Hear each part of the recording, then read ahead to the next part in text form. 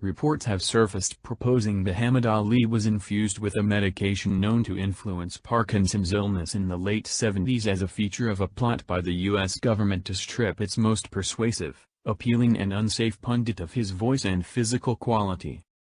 Infusion of methylphenyl tetrahydroperonide, MPTP, an amphetamine, causes quick beginning of Parkinsonism as indicated by the medication's lethality report. In 1976 Barry Kidston, a science move-on from Maryland, infused himself with MPTP and inside 3 days started showing manifestations of Parkinson's ailment. Muhammad Ali was analyzed by the Mayo Clinic in 1981 and the world was told he had melodementia pugilistica, a condition regular among boxers. What's more, as the years passed by, the world acknowledged his boxing profession purchased on his Parkinson's sickness. Since it appeared well and good, isn't that so? Well really, no. There are no different instances of dementia pugilistica forming into Parkinson's sickness. It simply doesn't occur. A lot of boxers have taken much more regrettable, more general blows than Ali all through their vocations and none of them have built up Parkinson's illness by means of dementia. On the off chance that reports are right and Ali was infused with MPTP at the Mayo Clinic, at that point the administration may have pulled off the ideal wrongdoing, no one raised an eyebrow or made any inquiries. The world basically acknowledged that Ali's progress from unsafe radical to cuddly symbol was because of a malady caused by his boxing vocation. However, Muhammad Ali's own neurologist, Dr. Abraham Lieberman, has expelled that clarification, saying it wasn't taking hits to the head that caused the malady. Nor was it hereditary. Lieberman says it is unimaginable to realize what the reason was. Individuals get some information about this and I let them know. Take a gander at George Foreman. He boxed longer than Muhammad, took numerous more hits to the head and he's on TV offering his cookware. Former warrior Freddie Roach, now Manny Pacquiao's mentor, procured Parkinson's in 1990, however it shows in an unexpected way, he never shakes and can chat regularly. It is said that Roach can control the malady through pharmaceutical infusions, and currently preparing different contenders. His specialists say that his great dexterity has backed off the weakening of the malady.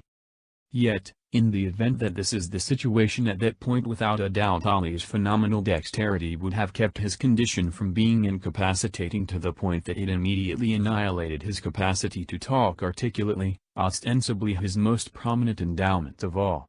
Furthermore, if Freddie Roach can control his condition with solution and preparing, at that point most likely Ali could have done likewise. The distinctions in their conditions can be clarified. Freddie Roach doesn't represent a danger to the administration. Muhammad Ali did. Quieted. It is anything but difficult to overlook what a hazardous pariah Muhammad Ali was before having his voice quieted. The most renowned draft resistor ever, he blended with Martin Luther King and Malcolm X. The Nixon and Johnson organizations bothered his telephone. The vast majority express their confidence and convictions however chance practically nothing, yet Muhammad Ali gambled everything, his profession, his family, and his accounts. He was a foe of the foundation, and he was ready to battle for his convictions. He had his expert in closing permit disavowed the prime of his profession for his refusal to battle in the Vietnam War. He was condemned to 5 years in prison. Be that as it may, they couldn't break him. The Louisville Lip, as he was named from the get-go in his vocation, just wound up more grounded and more compelling. To the extent the foundation was concerned, Ali was honored with the most unsafe nature of all, magnetism. He had the uncanny capacity to make you like and respect him regardless of whether you or didn't concur with what he remained for. Indeed, even the KKK were defenseless to his charms. No competitor, government official, or minister at any point had a voice very like his or utilized it as successfully as he did.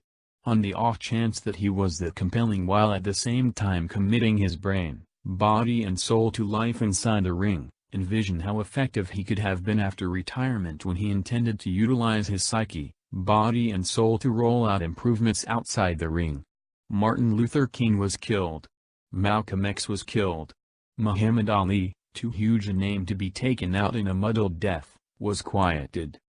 It wasn't his intent to wind up as a lovable, cuddly foundation symbol.